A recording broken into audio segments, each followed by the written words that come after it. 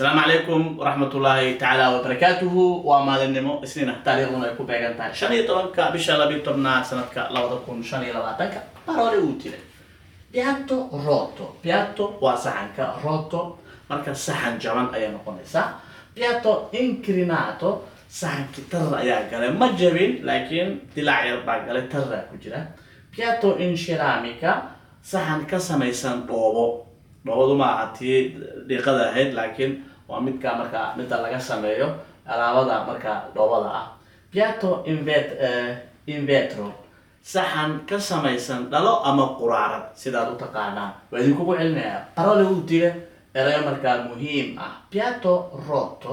saxan jaban piatto inclinato saxan tarar ku jira piatto in ceramica saxan ka samaysan dhoobo piatto in vetro saxan ka samaysan dhalo ama quraarad waxaan filayaa inaad ka bogateen casharkan intaan ku kulmi doono casharkan mid lamida anagoo wada jirna waxaan idinkaga tegaynaa nabadgelyo kulantay wassalaamu calaykum waraxmatullaahi tacaala wabarakaatuh